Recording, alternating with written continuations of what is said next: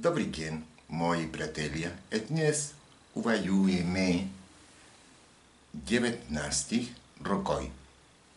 Kybernetycka społeczność, ekologiczny design, dekonstruktywizmus, biomorfismus, assistowana cybernética. Bonjour mes amis, aujourd'hui nous réfléchissons sur les années 90. La société cybernétique, conception écologique, déconstructivisme, biomorphisme et cibernétique asistée. Muy buenos días, mis amigos estudiantes. Hoy reflexionaremos en torno a la década de 1990. La sociedad cibernética, diseño ecológico, sustentable o sostenible, deconstructivismo, biomorfismo y el diseño cibernético asistido. La década de 1990 es una década donde se consolida ciertamente la cibernética, una sociedad basada en la tecnología, la informática y la comunicación. Ya veíamos cómo en la década de los 80, hacia 1985, el computador había entrado a los hogares. Un computador estacionario de mesa que en definitiva transformó los hábitos y las costumbres del individuo. Gradualmente, ya en la década del 90, la sociedad se ha mutado, ha cambiado. Se ha transformado en una sociedad ensimismada, en una sociedad nuclear, donde todo el conocimiento, la realidad, sus hábitos y costumbres se han ido centrando al interior de sus propios espacios, porque claro, ciertamente el computador va a generar una intromisión del individuo y de la sociedad en su conjunto, que obviamente en su propia evolución, en la década del 90, vamos a ver la llegada de ciertas plataformas que se van a lanzar al ciberespacio, en el cual, claro, ese ensimismamiento se va a ir acentuando cada vez más y va a ir acentuando un individualismo profundo. Es así como en 1995 dos jóvenes, Larry Page y Sergey Brin, se reúnen en Stanford y lanzan esta plataforma tan habitual el día de hoy, insisto, para adquirir conocimiento e información, es decir, Google.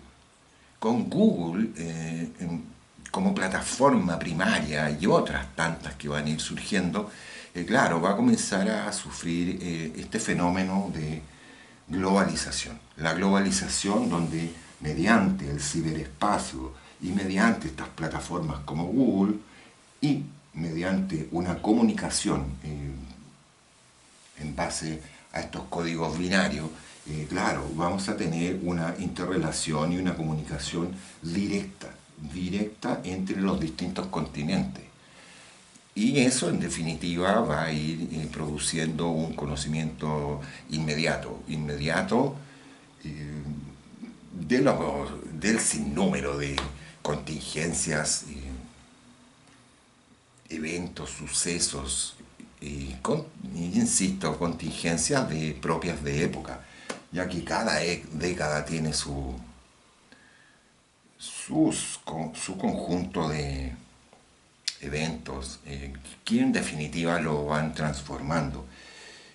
Pero hay una gran diferencia en la década ya del 90. Nosotros recordamos que claro, durante todo el siglo XX, ese conjunto de sucesos en los cuales se había involucrado la sociedad, ya sea de índole bélico o científico o tecnológico, afectaba efectivamente a la totalidad del mundo. Una por ejemplo, una Primera Guerra Mundial, una Segunda Guerra Mundial, una guerra en Corea, una guerra en Vietnam. Y claro, producto de que las potencias mundiales se veían involucradas en esas circunstancias, claro, afectaba a todo el mundo. Esta no va a ser una década distinta, será una década llena de enfrentamientos de distintos pueblos, de distintas naciones. Pero claro, la década del 90, curiosamente, todos estos eventos de carácter bélico se van a trasladar al Medio Oriente.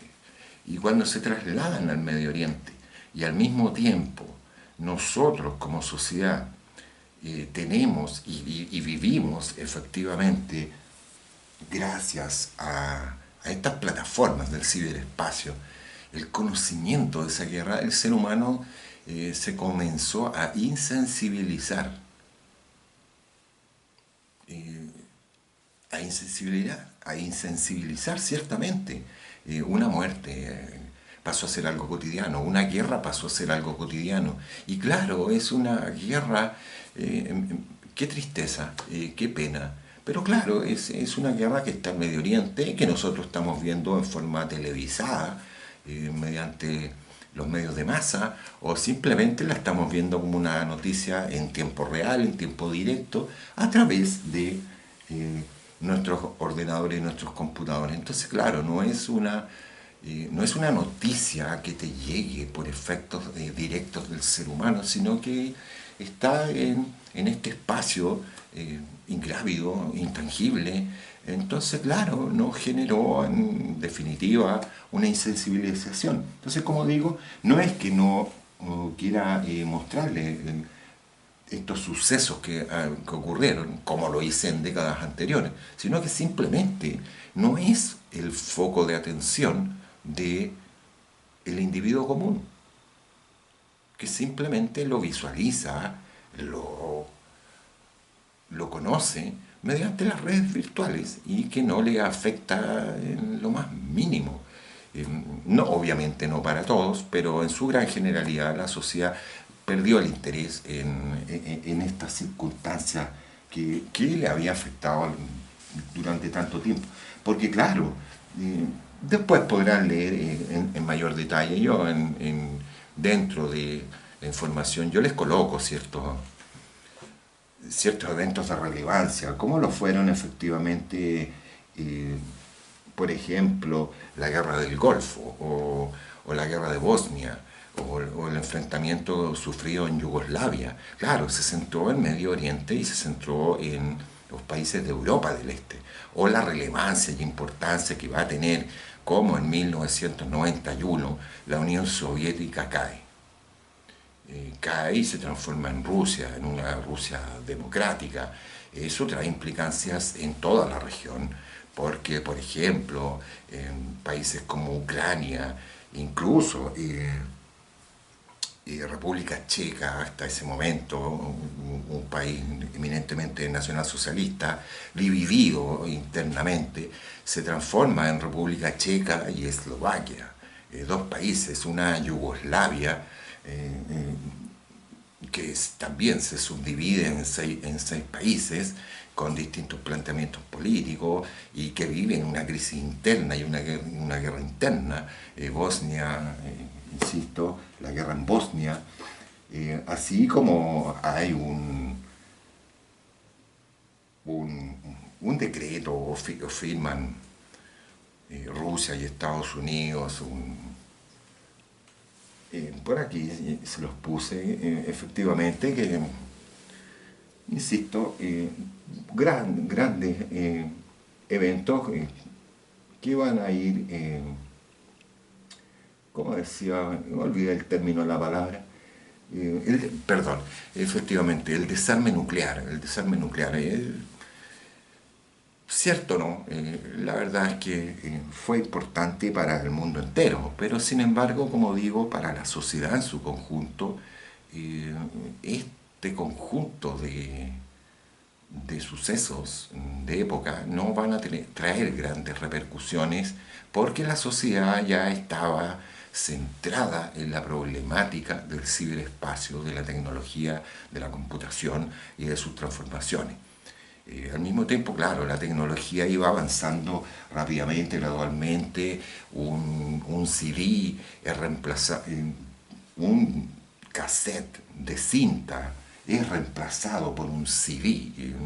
Los VHS son reemplazados por los videos. Y así comienza un sinnúmero de transformaciones provenientes de la tecnología en una sociedad que ya está centrada y abocada en este mundo virtual, en definitiva, virtual, que va a seguir siendo apoyado por la industria fílmica y el cine.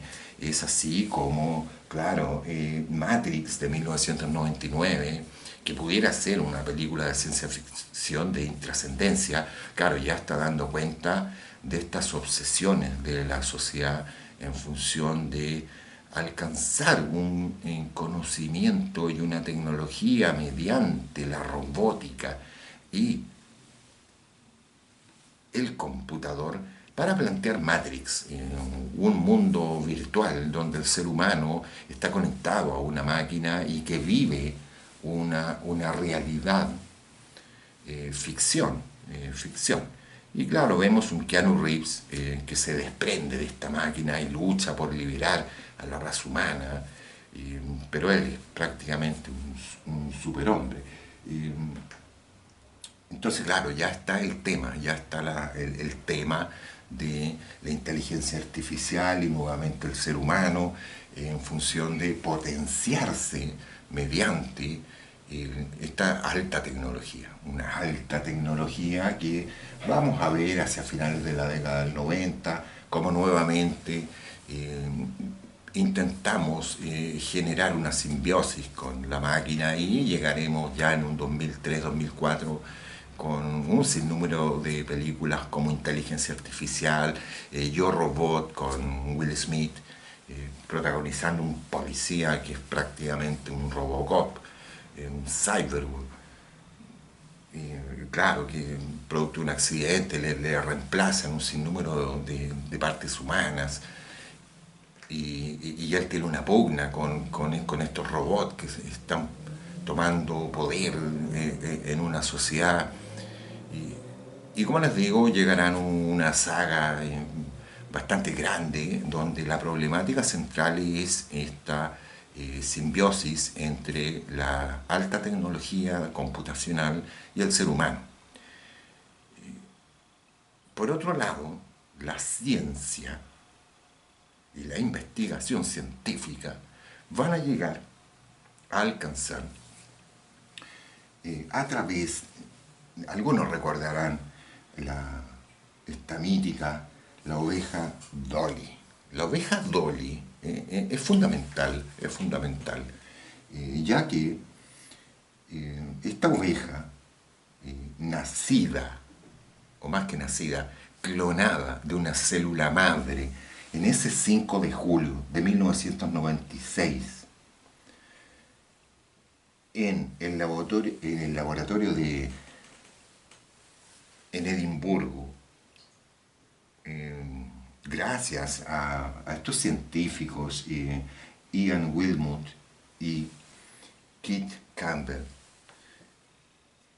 claro, abren un nuevo mundo, abren un nuevo camino, abren una temática que va a ser tremendamente discutida, polarizada, porque claro, entramos en un problema ético-moral. Alcanzamos el conocimiento científico para producir vida. El conocimiento. Pero ¿lo debemos hacer? ¿Lo podemos hacer? Claro, Dolly no fue la primera.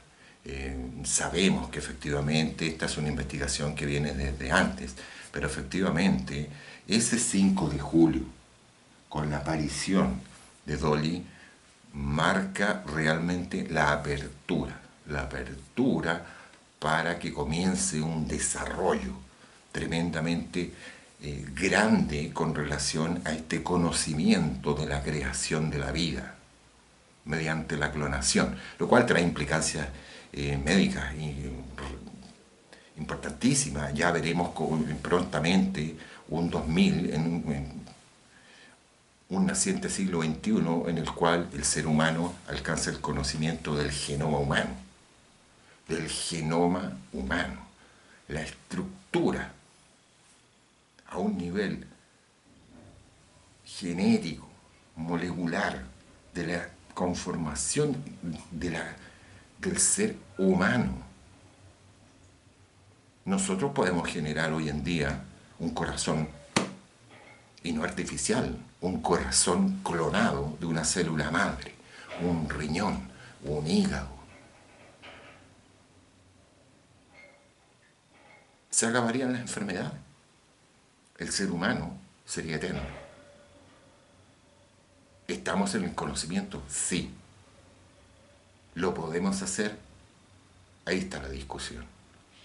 La discusión para la sociedad futura, a mí al menos ya no me corresponde, pero esa es la implicancia que trae la oveja Dolly. Por otro lado, claro, la sociedad en la década del 90 ya ha tomado una conciencia absoluta de la problemática planetaria con relación a los sistemas de producción, a los sistemas de creación, a los sistemas constructivos, a los materiales con los cuales habíamos creado todos los productos de todo nuestro espacio habitable.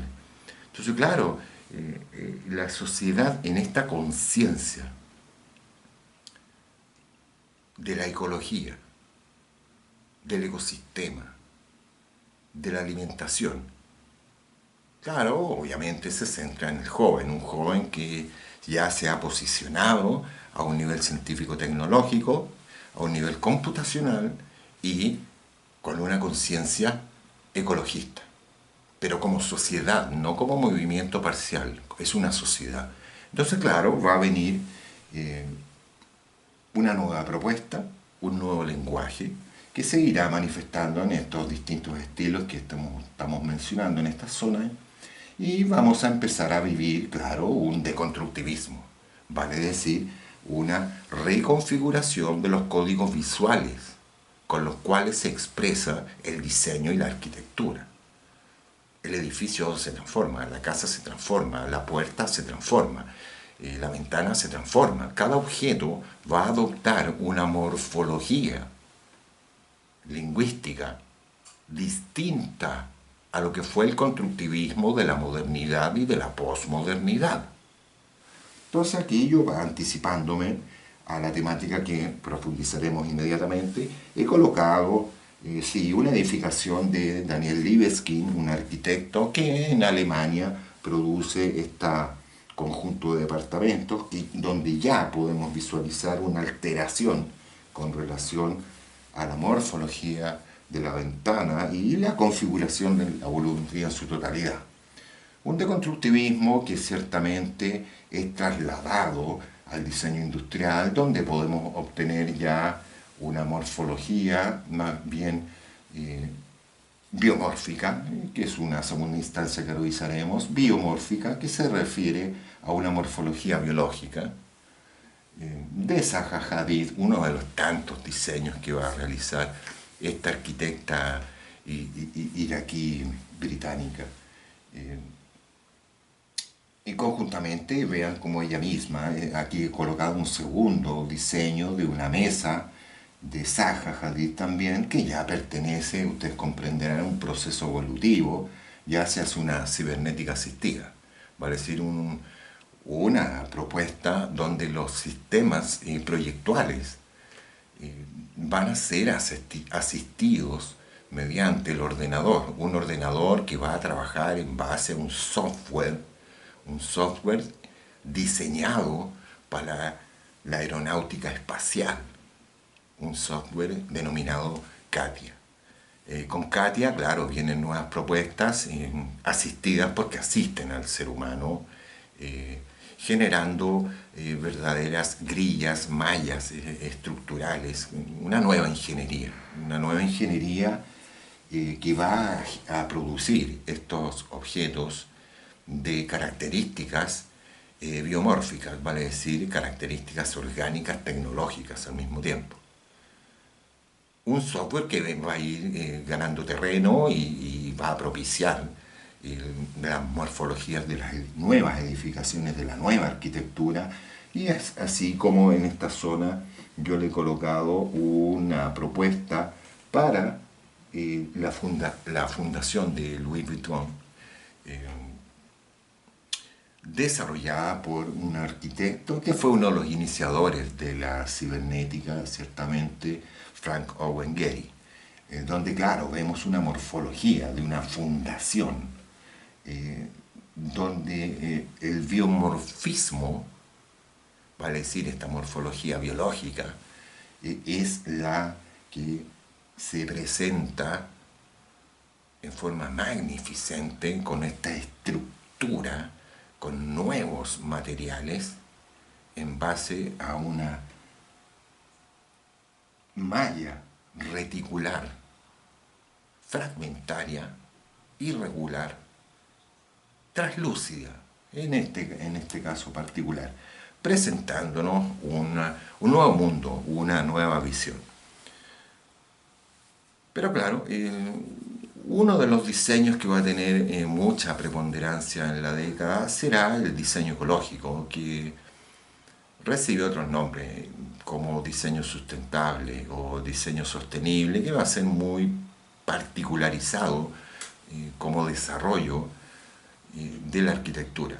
Una arquitectura que mediante el diseño sustentable, vale decir, una tipología de edificación, cuyo objetivo final es el transformar, más que la morfología, es transformar los recursos, transformar los materiales, para no alterar el ecosistema directo donde se implanta una edificación que se autosustenta, que se autogenera su propia energía, una energía que puede ser extraída no mediante la utilización de recursos fósiles o la utilización de recursos naturales directos, porque en definitiva son los causantes del daño al ecosistema.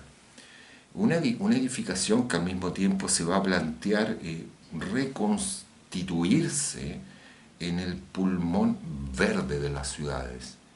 Una edificación que, producto de su plan o de su programa arquitectónico, quiere generar una instancia de devolver el aire, absorber la polución, absorber la contaminación para transformarla en CO2 mediante un sistema basado en la vegetación. Entonces, claro, nosotros nos encontraremos con,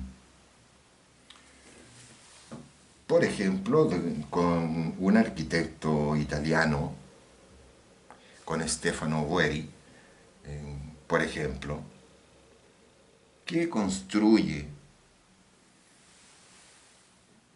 esta edificación muy particular, muy particular.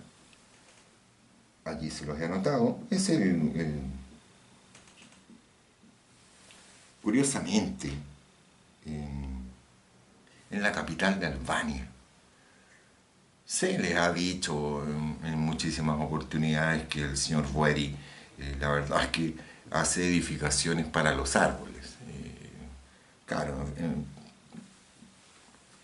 porque él considera como parte fundamental de la edificación la inserción, no solamente de la vegetación, de una jardinera, con una plantita o un muro verde, que va a ser tan aplicado dentro del diseño ecológico sustentable, un muro verde, una cortina verde, que en definitiva va a producir un microclima, y ese microclima al mismo tiempo se transforma en la climatización del edificio, un control térmico de la edificación, y que al mismo tiempo, claro, genera, por efecto de la clorofila y procesos naturales de la naturaleza, una emisión de oxígeno. No, él trabaja a un nivel más grande y efectivamente lo que él hace es la inserción, no de una jardinera, porque estamos hablando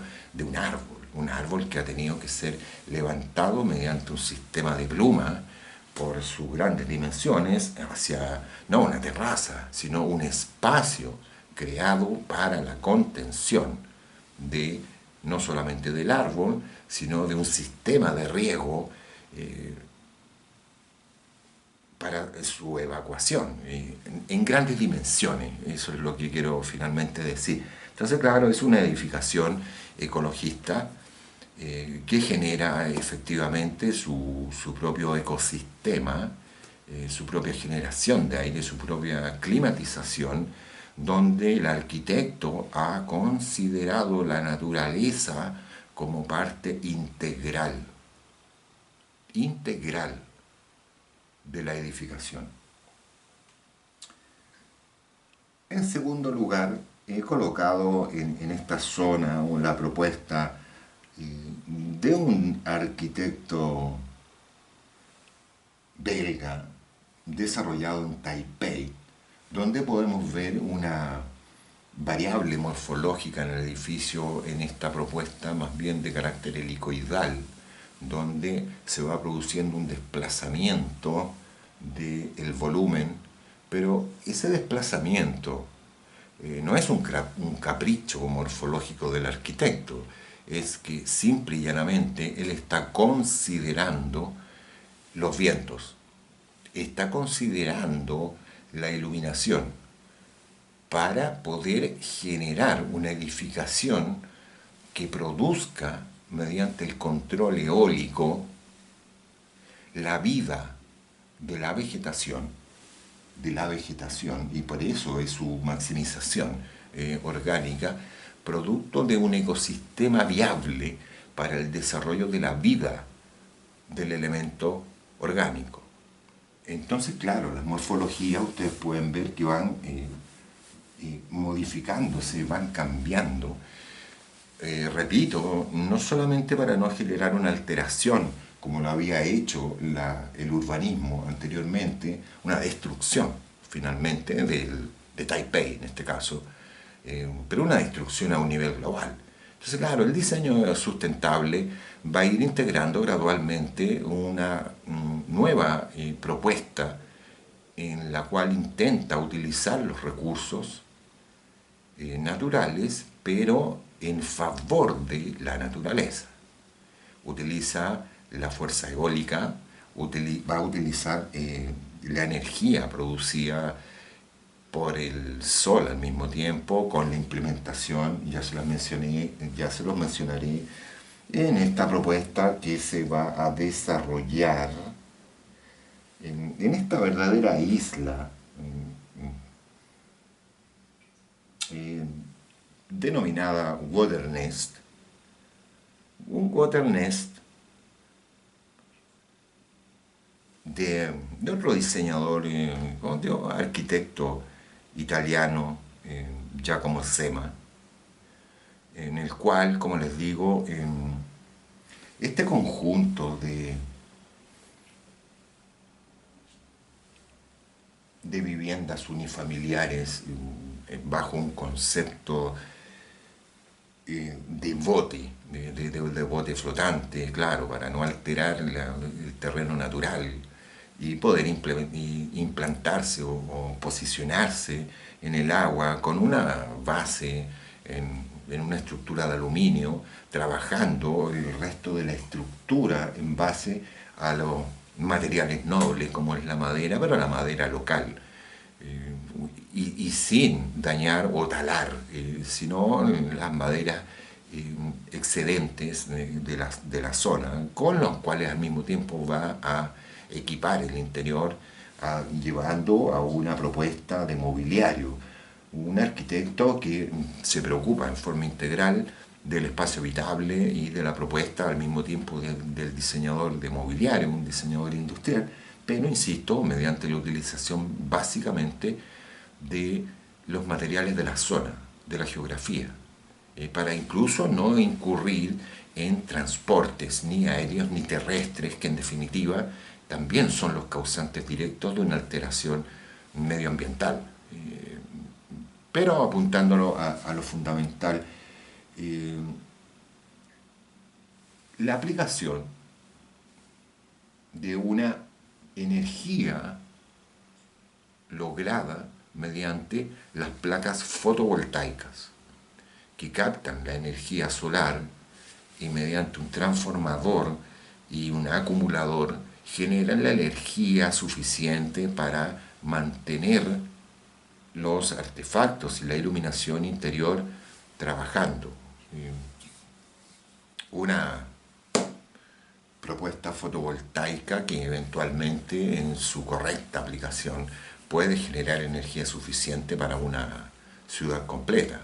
Al mismo tiempo, claro, la inserción gradual de la energía eólica mediante estos molinos de viento, que no son más que captadores por efectos de la velocidad del viento, mueven este ventilador y que se acumula su energía, que es transformada en una energía utilizable.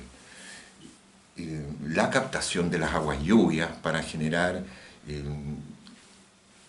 una evacuación de residuos, desechos, aplicaciones sanitarias. Entonces, claro, viene una transformación en los distintos sistemas de la edificación, energéticos fundamentalmente, para hacer esta propuesta de lo que hoy día conocemos como la vivienda sustentable. Es una vivienda que no utiliza recursos ajenos a su propia estructura para mantener la confortabilidad y la habitabilidad del espacio.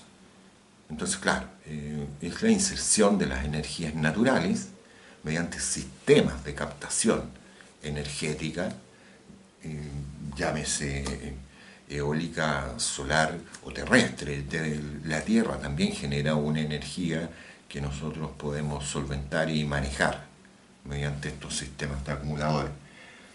Entonces, claro, va a ser una primera propuesta al interior de la cibernética, eh, pero muy parcial, si bien es correcta, que recoge la problemática que ya había asumido el diseño del reciclaje, o el diseño como partió denominándose un diseño ecológico, muy respetuoso de la naturaleza, en una reinserción de la naturaleza en sistemas mecánicos al mismo tiempo que utilizan el sistema de vientos cruzados para que efectivamente mantener un control térmico al interior de la vivienda. Va, insisto, a imbuir a ciertos diseñadores a generar unas problemáticas nuevas. Y claro, yo aquí he colocado un diseñador filipino importantísimo que se puso de moda en la actualidad por efectos de que él rescata la propuesta del diseño ecológico y la lleva al diseño industrial. Un diseño que hasta ese momento, insisto, se basaba en la creación de objetos, entendámoslo así, simplemente objetos, una multiplicidad de objetos. Pero claro, el señor Kenneth Covenpue, nacido en Cebú, en Filipinas, que claro, en primer lugar él va a trasladarse y va a estudiar en el Instituto Pratt en Nueva York. Después sigue realizando estudios artesanales incluso. Primero estudió diseño industrial, pero después estudió en Italia con unos artesanos de cuero, insisto, en Italia, en Florencia, puntual específicamente, y remata un estudio en marketing en Alemania. Pero después de todo este recorrido de estudios, de alto estudio universitario, tanto en Nueva York como en, en Alemania, y de haber pasado obviamente por Florencia, Italia, para estudiar la artesanía en cuero, él vuelve y retorna a su ciudad natal y se hace cargo de la empresa que había creado su madre en 1972, donde él comprende finalmente un retorno a las bases del diseño y va a crear un conjunto o una propuesta en su propia empresa, Kenneth Von Pue, a través de las fibras vegetales. Y es así como nosotros nos encontramos con un sinnúmero de sillas, que comentaré inmediatamente, fundamentalmente sillas que eventualmente serán utilizadas no al interior de la casa, porque claro, la sociedad aún no ha cambiado de su forma de pensamiento tan radicalmente. Claro, nosotros adquirimos ciertas libertades para el hogar después de la posmodernidad, pero la verdad es que aún la sociedad del 90 estaba muy radicalizada y tenía muy imbuido en su cerebro prácticamente un conjunto de estereotipos con relación al mobiliario interior, así como lo tenía de la arquitectura y muchas otras. Y esa es la labor del deconstructivismo. El deconstructivismo se encuentra en una generación de los nuevos códigos visuales para ser atribuidos tanto al espacio arquitectónico como al diseño, y al mobiliario como diseño industrial, como propuesta de objeto. Entonces, claro, Kenneth Von Pue, cuando nos presenta esta serie de sillas, terminan siendo sillas utilizadas a un nivel global, ya a un nivel mundial, pero como sillas de terraza, de espacios de esparcimiento, de recreación, en los all inclusive, obviamente, de Asia fundamentalmente, tan visitados por los occidentales, lo mismo en los países más tropicales, y que por otro lado es curioso ver cómo un ecologista finalmente, un señor como puede que trabaja desde el diseño ecológico con fibras naturales, con el mimbre, con el bambú, eh, al mismo tiempo sus sillas se llaman Yoda Easy Chair. Yoda, lo recordarán, Yoda, ese pequeño ser verde, eh, monje al interior de Star Wars, la Guerra de las Galaxias.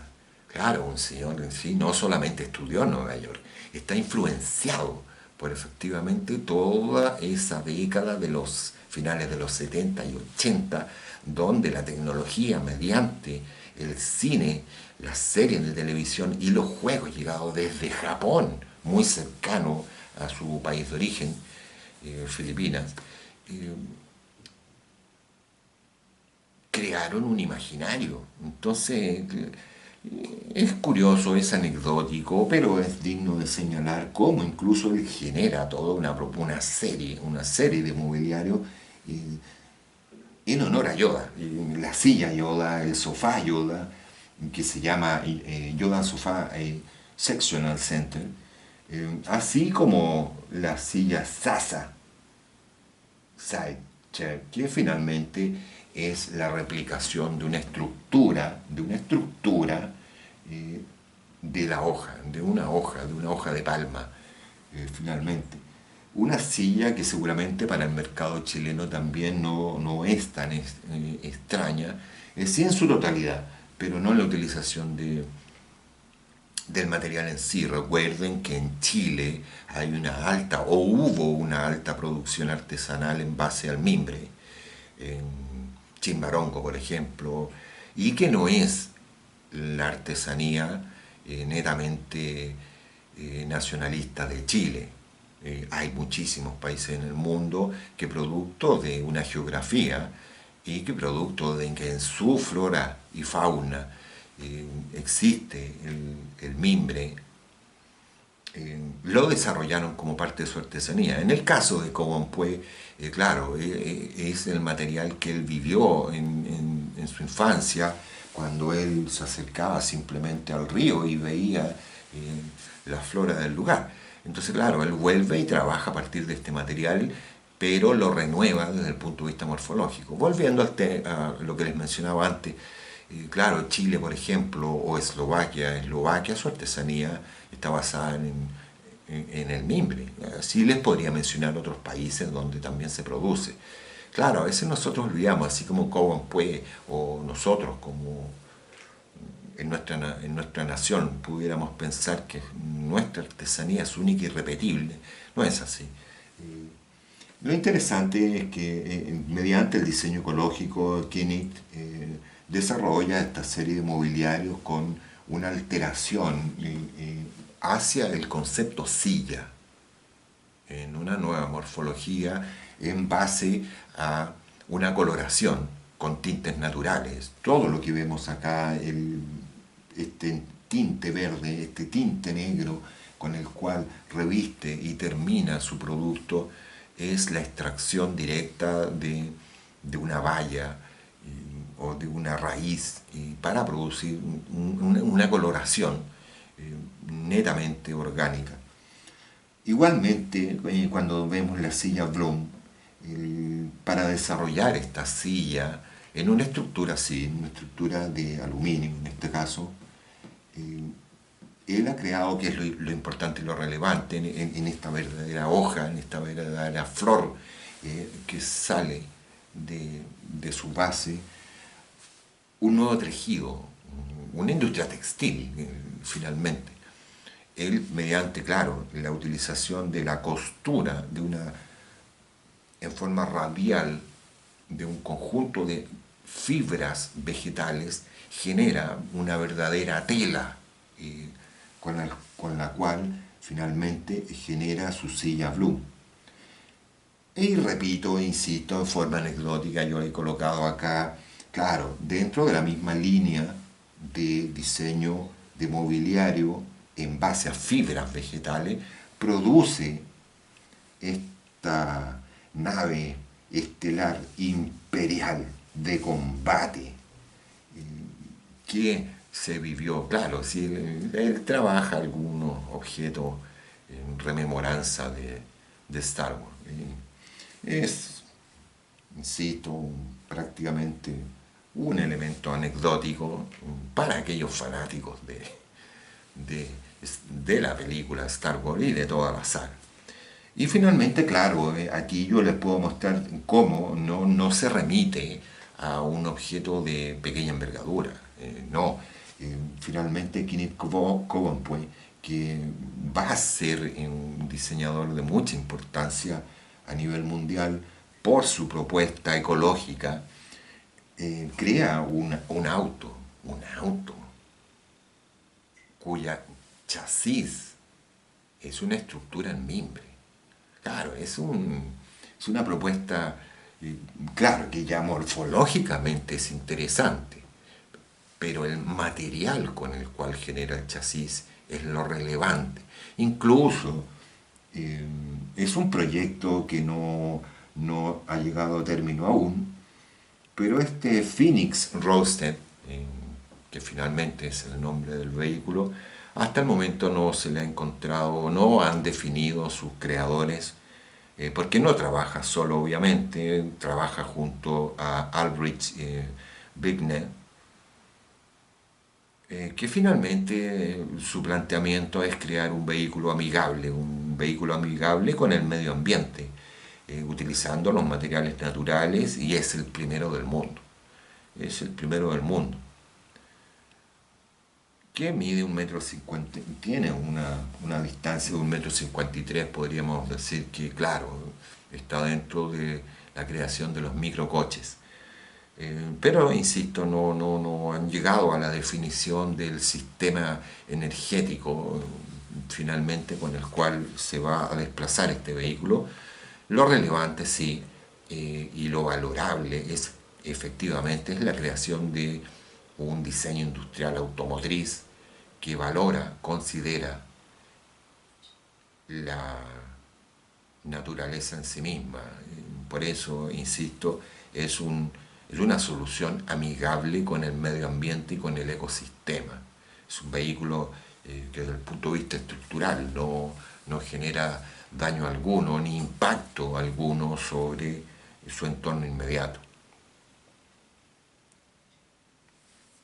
Ahora, claro, la arquitectura deconstructivista que se da en la década del 90 va a generar una propuesta cibernética asistida.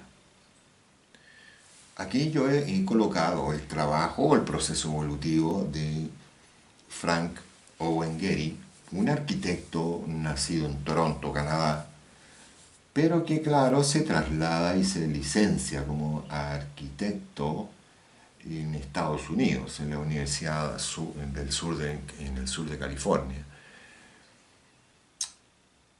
Y va a ser a través de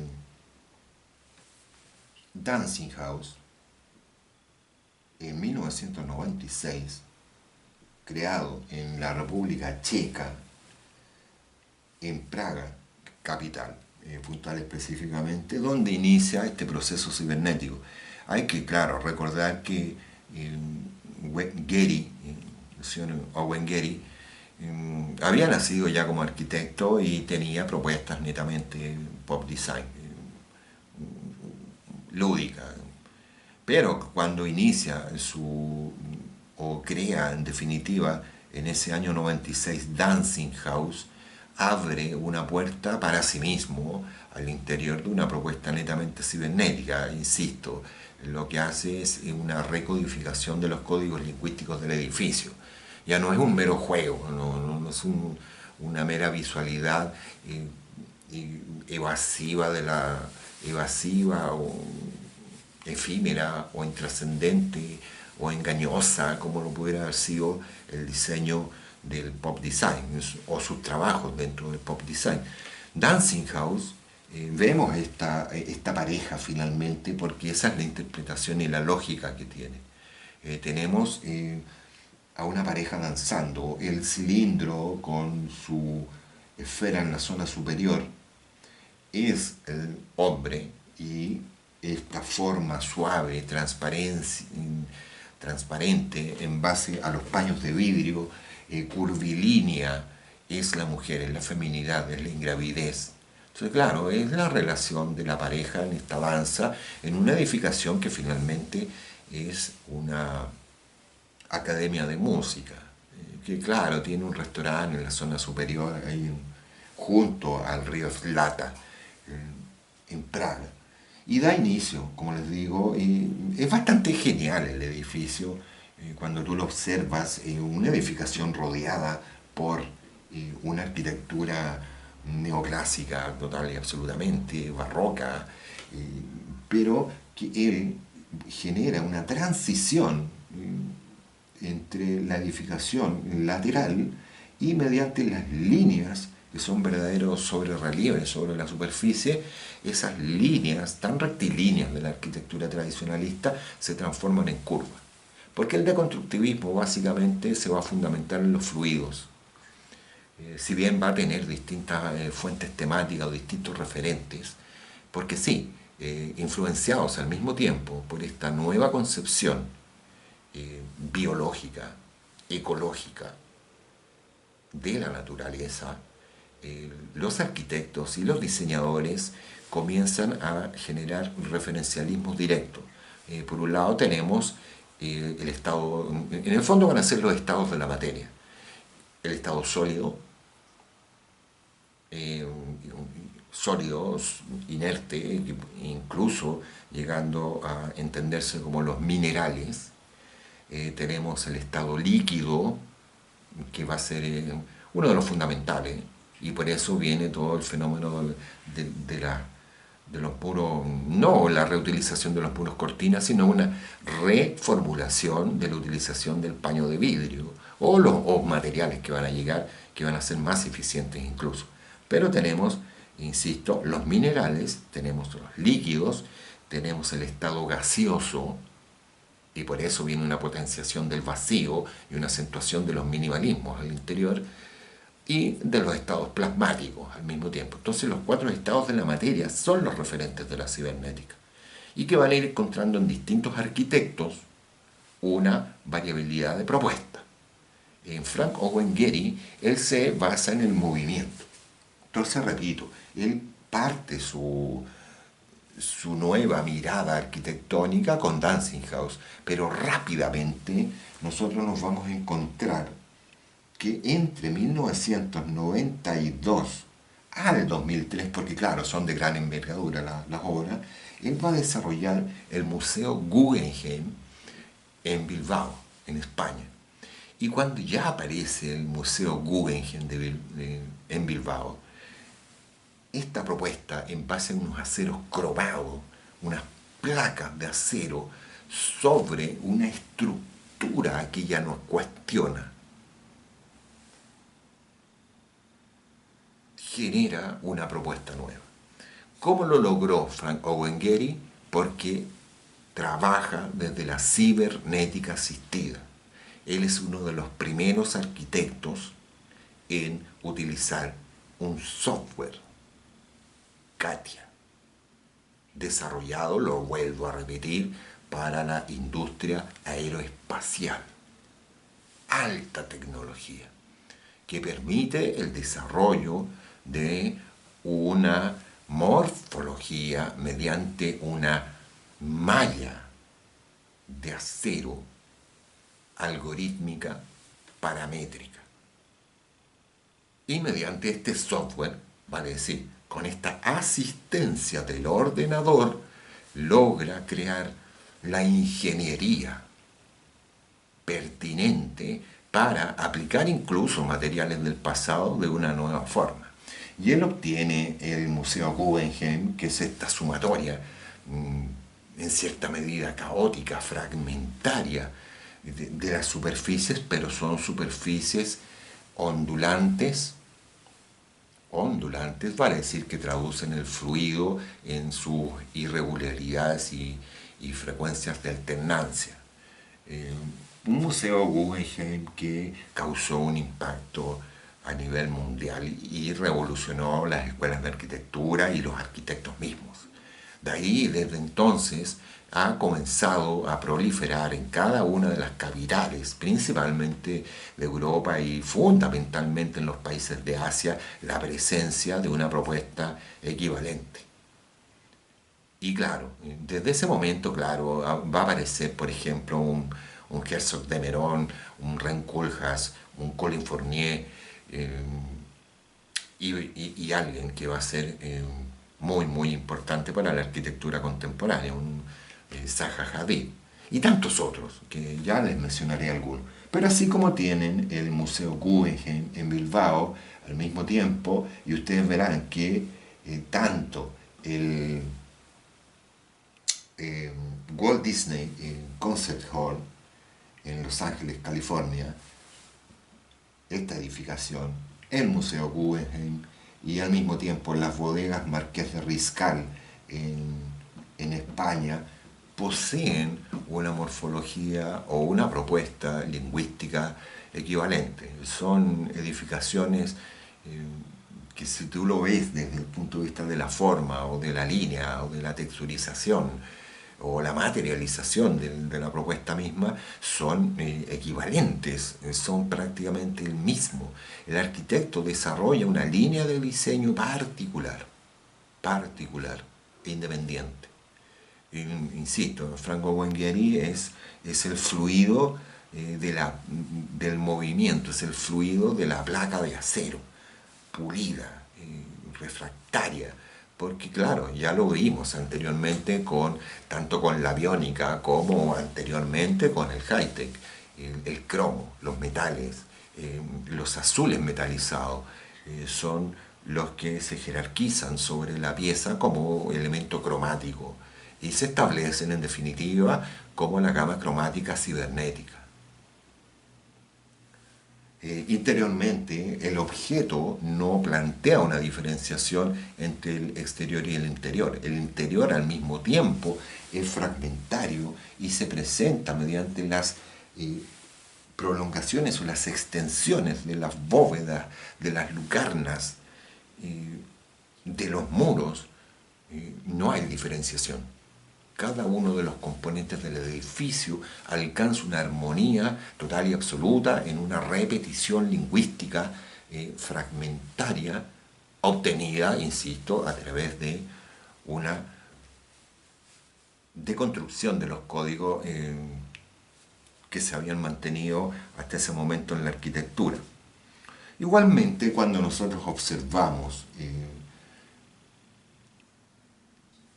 en este caso, el Museo de las Confluencias, el Museo de la Confluence, en Lyon, Francia, de una oficina de arquitectos de Coop-Himmelbloch, al igual que yo les he colocado acá una segunda edificación, que es un Cinema Center en Alemania. Una propuesta que, si bien tiene un símil con Frank Owen Gehry, son cibernéticos asistidos, son deconstructivistas al mismo tiempo, tienen referentes comunes. Como les digo, anteriormente Gehry trabajaba por el movimiento en base a la placa, una sucesión de placas. Con Coop-Himmelbloch nos enfrentamos a la propuesta de los minerales. Es un mineral natural, es una piedra natural, o al mismo tiempo es una cristalización natural, es un verdadero diamante en bruto. Entonces, claro, vemos este conjunto de prismas facetados. Revisen la configuración de un diamante, básicamente, en donde podrán ver la cristalización y igualmente la conformación de la estructura a un nivel macro pero celular,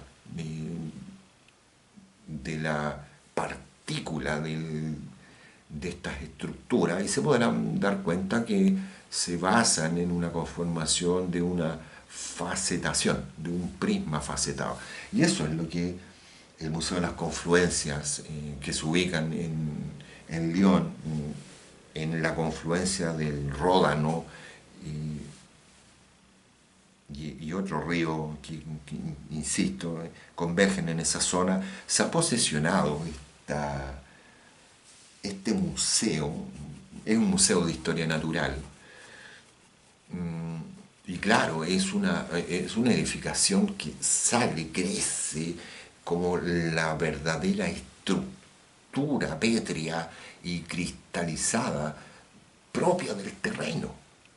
Entonces, claro, es una morfología que ha adoptado una forma. La cibernética asistida se va a asociar a esta idea, no del todo ecologista, pero sí centrada en la temática de la naturaleza.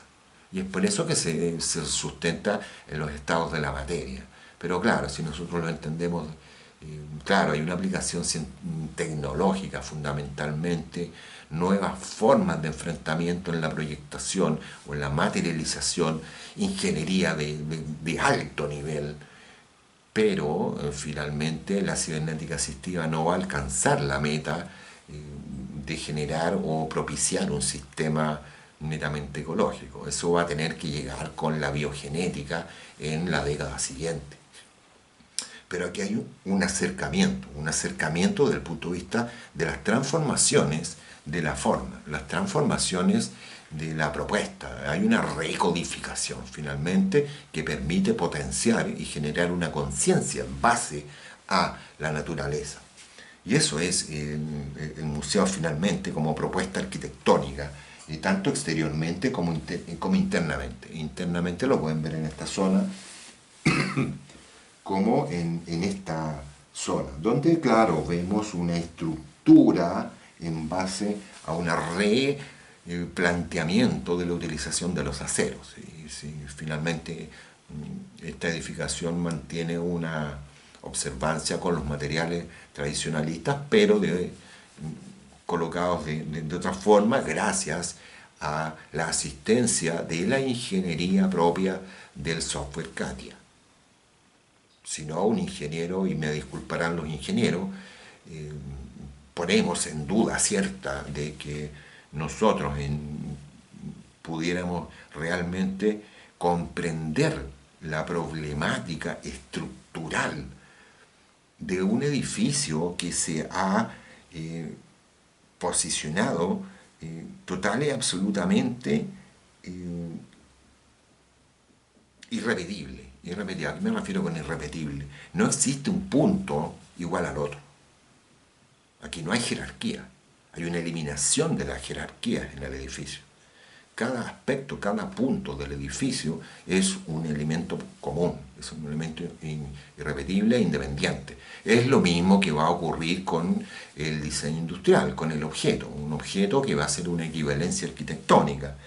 Y finalmente acá yo he colocado una edificación del Royal Ontario Museum en Toronto, Canadá, de un arquitecto, un señor Daniel Libeskind, que va a ser tan reconocido a nivel mundial porque será quien desarrolla los museos judíos a lo largo de todo el mundo, en todas las capitales donde existe un museo judío. Ha sido Daniel Libeskind quien ha creado estos verdaderos prismas facetados, estas verdaderas cristalizaciones o minerales, porque son exactamente en todo el mundo iguales morfológicamente.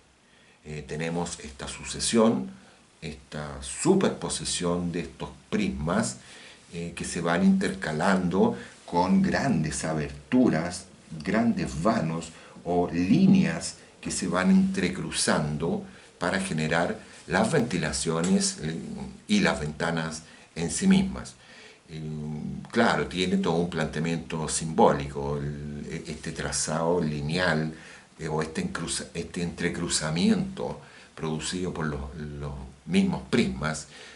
Al mismo tiempo, claro, son simbólicamente los distintos caminos y sus entrecruzamientos que conducían a los campos de concentración. O sea, tiene una lógica al mismo tiempo comunicacional, entendida ciertamente por los entendidos efectivamente de la problemática del mundo y del ámbito del holocausto, de esa Segunda Guerra Mundial.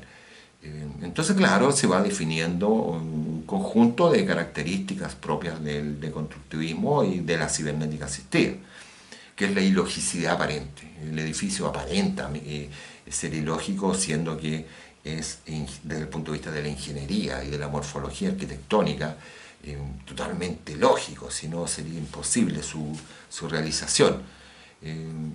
Porque claro, no entendemos los soportes, no entendemos las cargas, no entendemos esa exacerbación de irregularidad de la forma, no la entendemos racionalmente. No, y ahí está la razón de la asistencia del ordenador. Son edificios que trabajan como una perspectiva multifocal. Es una edificación que al mismo tiempo replantea las fachadas arquitectónicas, porque es una edificación que tiene una quinta fachada. Una quinta fachada, la vista top es una quinta fachada. Hay una reconciliación lingüística o una recodificación lingüística de cada uno de sus componentes, sus paramentos verticales, que lo dejan de ser. Los muros son otros, los accesos son otros, las ventanas son otras, su estructura es otra, sus columnas son otras, sus pilares son otros. Cada elemento se interpreta de una forma bastante compleja, finalmente. Objetos que son torciados, que presentan arqueamientos,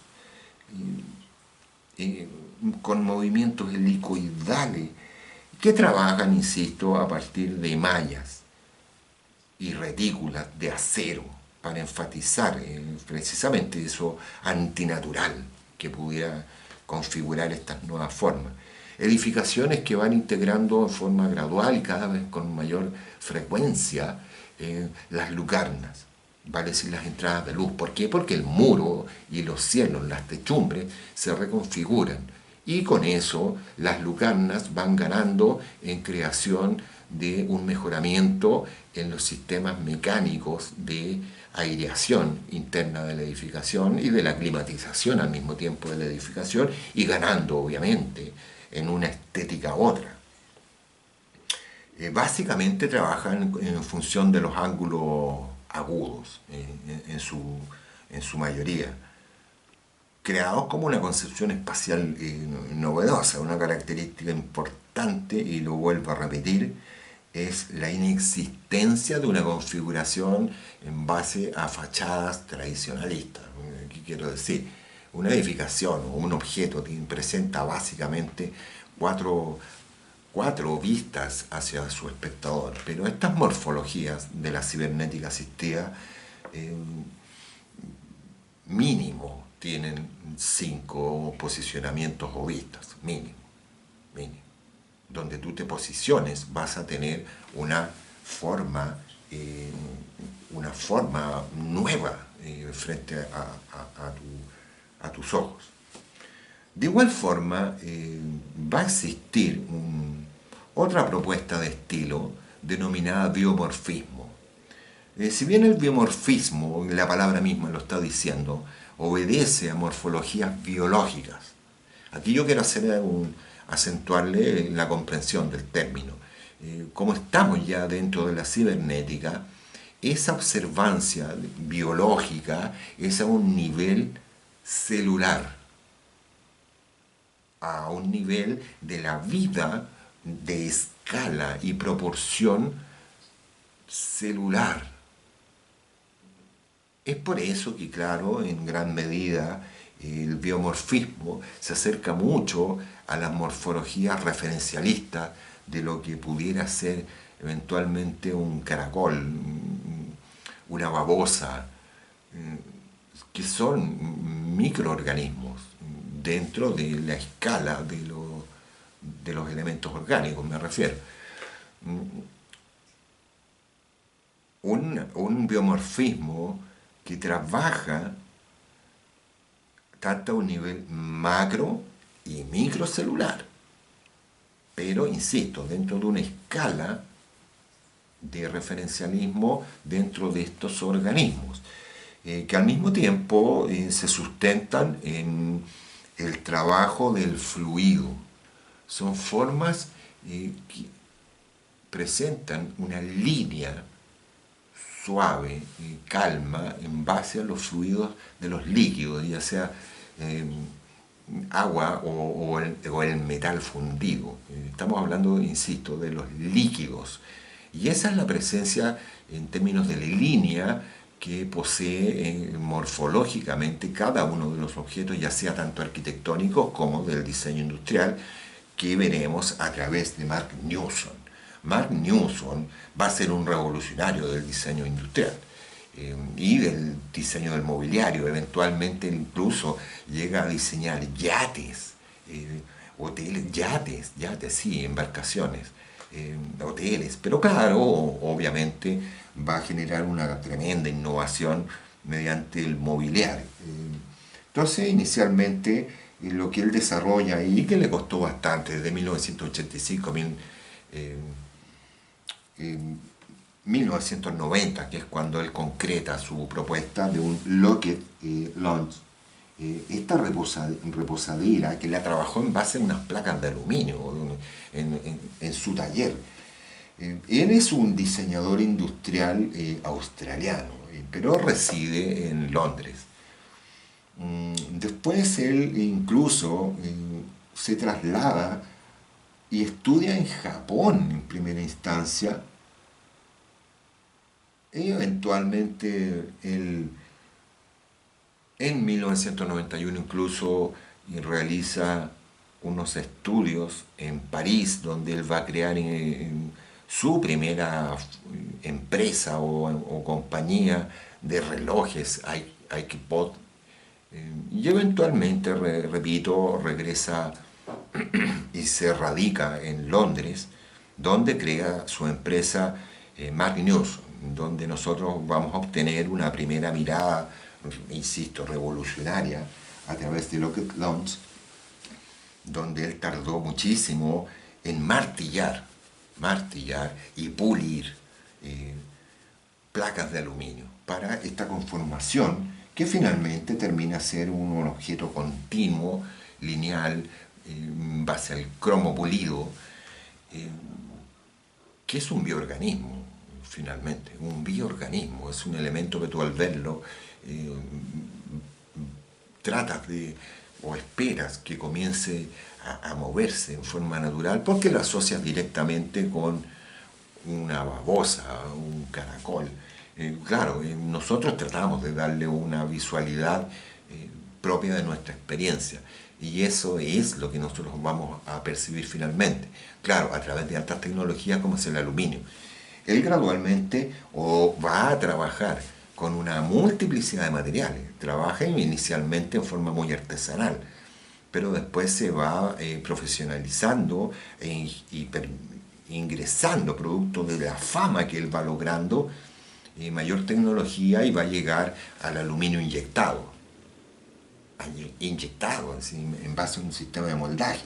Pero trabaja obviamente mediante sistemas de fibra, por ejemplo, con su silla Wicker.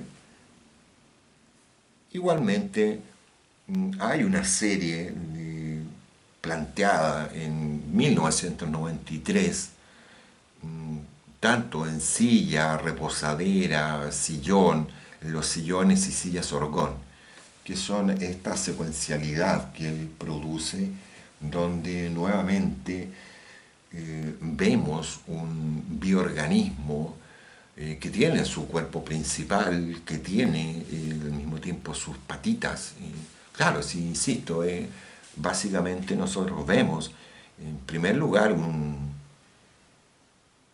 organismo vivo, pese a que sabemos que es un aluminio inyectado y pulido a tal nivel que produce una refracción prácticamente de un espejo, de un vidrio, y con unos interiores huecos y que él ha terminado con una aplicación de una resina o una polimeración, en este caso, de color, de un color saturado, rojo, intenso, al igual que su mesa eh, chip top que tenemos acá, en el cual aplica una fibra de vidrio y una resina de terminación en base C verde, los colores saturados.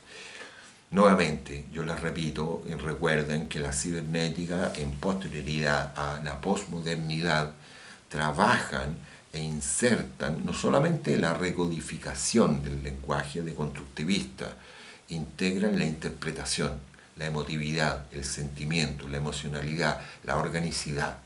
Eso es lo que rescató la cibernética de la posmodernidad, la humanidad del objeto, que en este caso, claro, a través del biomorfismo de Mark Newson, alcanza altas tecnologías. Es así como la inserción de objetos con materiales tradicionales, pero que alcanzan una morfología otra, nueva, avanzada, tecnológica. Llámese un sistema de fibras naturales, o en este caso, cuando vemos Cray, el pardiglio, que es un objeto finalmente que puede tener una multiplicidad de funciones dentro del espacio, pero que está siendo trabajado en mármol. Ese mármol pulido tecnológicamente con maquinaria industrial. Ahora, claro, cuando él llega a TPU, en base, es una me refiero a la aplicación de TPU, que es un poliuretano termoplástico cuando él desarrolla, efectivamente inspirado en la aviónica, esta zapatilla que tiene un nombre bastante complejo, porque tiene un nombre en honor a un elemento ruso.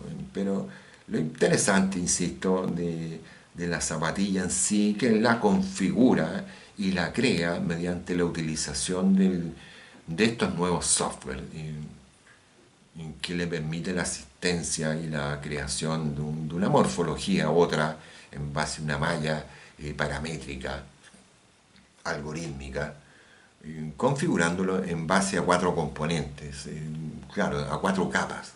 Son cuatro capas que se superponen, que se entrelazan y que finalmente terminan siendo esta propuesta compleja, compleja, muy compleja, desde el punto de vista del diseño, bastante adaptable a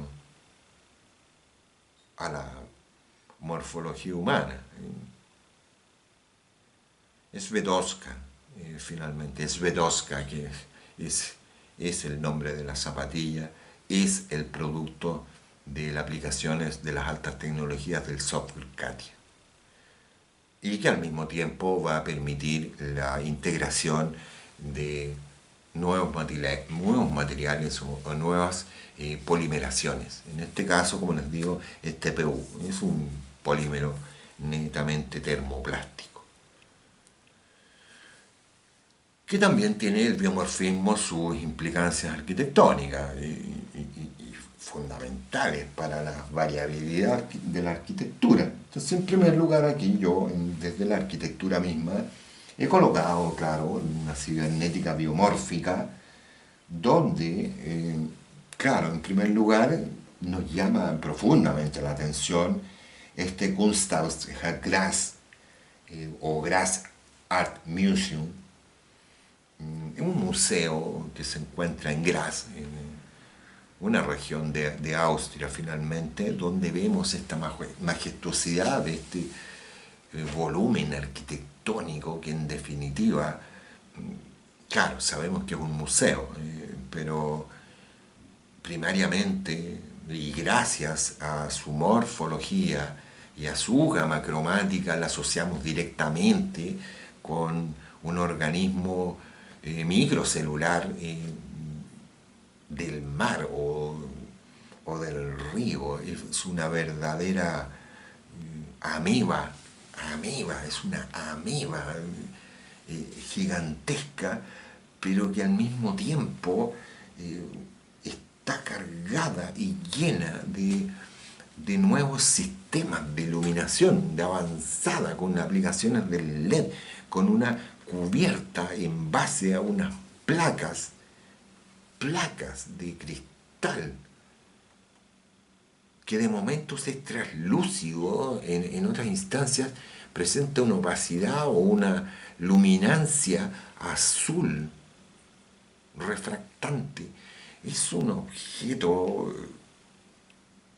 que se posiciona en Graz y que les estoy hablando de Austria, donde hay una jerarquización de una arquitectura del pasado tradicionalista en base a la madera, en una visualización prácticamente como muy tradicionalista del castillo del siglo XVIII, XIX. Entonces, claro, ver este organismo o este microorganismo a gran escala es de un impacto enorme. De igual forma, claro, una arquitectura propuesta por Peter Hook y Colin Fournier, que se suma a arquitectos de la línea cibernética biomórfica. Al mismo tiempo, aquí yo les he colocado otros objetos, otras arquitecturas, como la sala de concierto de educación musical en el río Tyne, en Inglaterra, producto de Norman Foster. Igualmente, aquí nos encontramos con Little Foster, con un pequeño Foster, que no es más que las estaciones o salidas de metro de la ciudad de Bilbao, en España. Salidas de metro, centros de música, una sala de conciertos de música, que van adoptando estas morfologías orgánicas de grandes dimensiones. Son megaconstrucciones en su totalidad. Igual como podemos ver el Museo de Ciencias del Príncipe Felipe, que es esta edificación que tenemos acá, creada por Santiago Calatrava, un arquitecto español.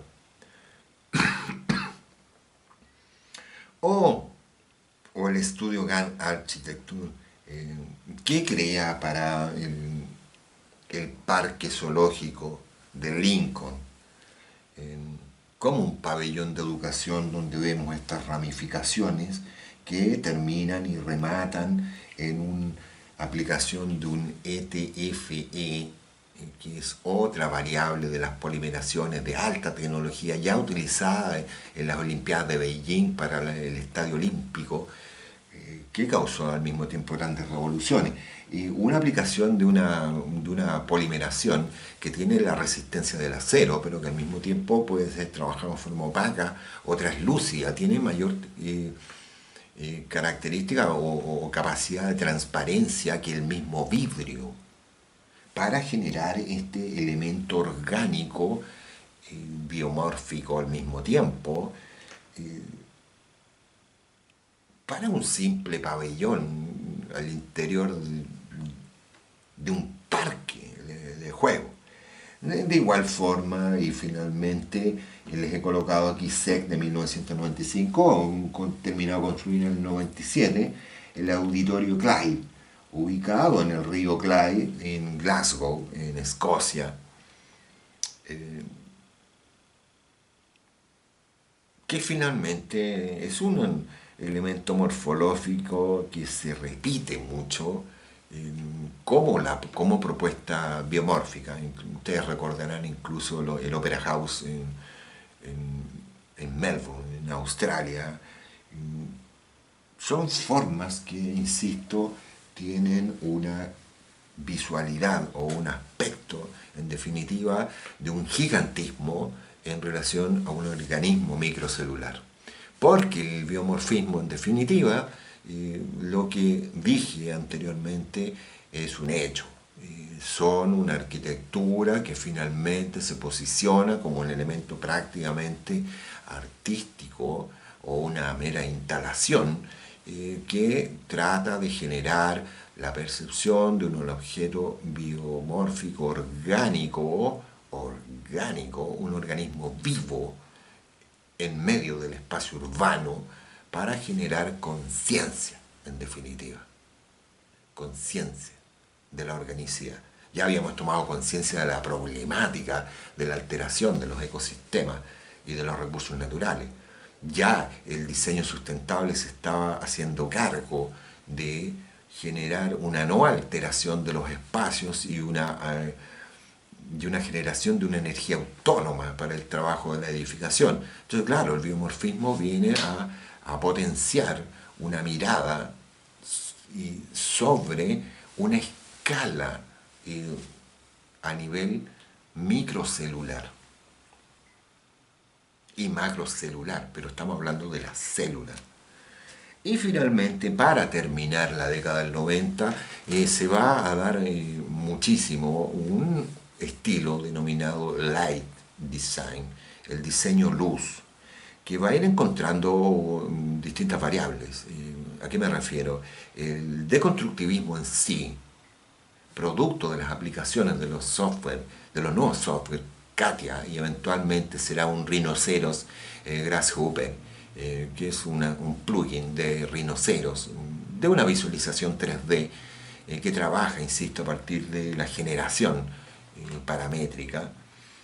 Va a producir, por ejemplo, aquí estamos viendo una edificación de Zaha Hadid, donde la lucarna es parte integral de la edificación. La lucarna, el vano, el vacío, producto de estas mallas, de estas grillas que produce el software, que va a generar una reconsideración de la aplicación de la luz como un componente fundamental, tanto simbólico, repito, como funcionalista y utilitario. Entonces nos vamos a ir encontrando que la luz, llámese mediante lucarna, muros, si le pudiéramos llamar muro a la configuración de estas espacialidades, pasa a tener el rol preponderante.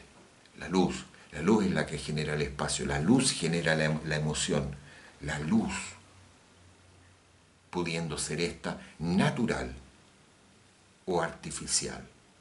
Y cuando llega la concepción de la utilización desde el punto de vista ritualista, emocional de la luz, a través de la inserción natural, en primera instancia, se le suma la luz artificial. Y en ese entonces es cuando, en forma intencionada a estas morfologías internas, como podemos ver por dos diseñadoras, Aya Lowe y Virginia Long, son dos diseñadoras industriales asiáticas, que comienzan a trabajar la luz tanto en forma natural como a través de las luminarias. Esas luminarias, mediante filamentos LED o mediante verdaderos muros o cielos acústicos. La lámpara, la luminaria es la que se transforma, no es un objeto independiente, no es un objeto aislado colgante de un cielo o colocado sobre una superficie, llámese mesa. No, la lámpara, la luminaria es el espacio en sí mismo y que sonifica y que le determina y le configura el carácter y la lectura al espacio. Es un elemento morfológico, texturante, que le genera dinamismo, movimiento, temperatura e interpretación psicológica. Entonces, claro, la arquitectura se fusiona con el diseño industrial, que es fundamental.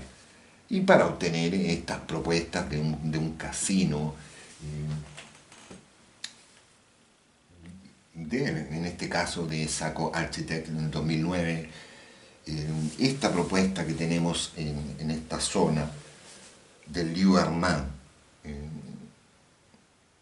del 2010, donde vean cómo las perforaciones en una placa de metal por un sistema de calado mediante un láser, para generar estos haces de luz que se proyectan en la superficie del suelo, haces de luz que son visibles al interior del espacio en un espacio prismado al mismo tiempo.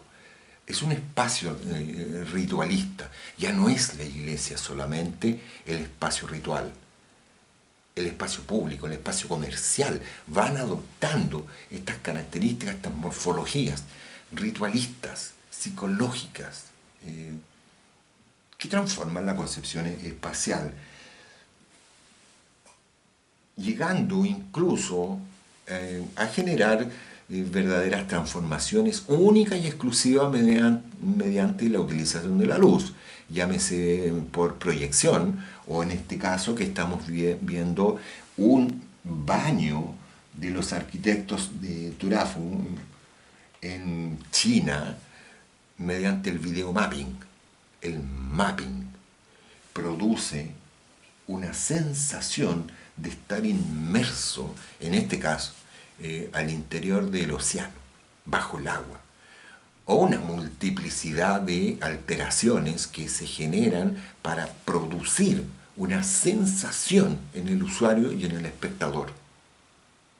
Entonces, insisto, desde el trabajo de la luz natural al artefacto, a la producción mediante un video mapping.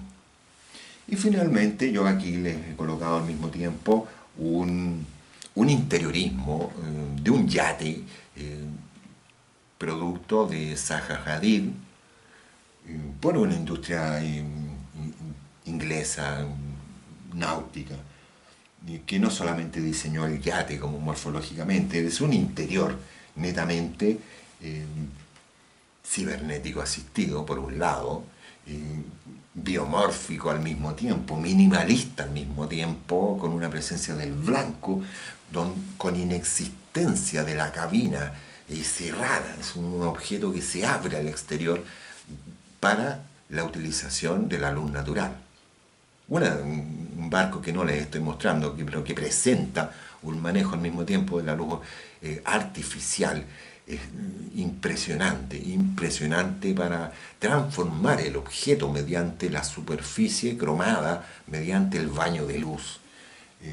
Y finalmente, he colocado aquí el interior de una de las tantas salas del Museo del Louvre en, en Dubái, en los Emiratos Árabes, donde todos los grandes arquitectos y diseñadores finalmente, de avanzada me refiero, han terminado. Un museo del Louvre de Jean Nouvel, que trabaja bajo la concepción del vacío y la iluminación. Una iluminación natural que entra mediante las cavidades de una bóveda, de una cúpula membrana que ha colocado Jean Nouvel para este Museo del Louvre en los Emiratos Árabes. Y con la propuesta del diseño luz, de momento hemos terminado los estilos desarrollados en los inicios de la cibernética asistida de la década del 90. Por lo tanto, Jacquem, moi fratelli, studenti, ouvimos sa cioscro. Merci beaucoup, madame et messieurs, mes étudiants. Muchas gracias por prestar atención. Amigos, nos veremos en una próxima oportunidad. Adiós.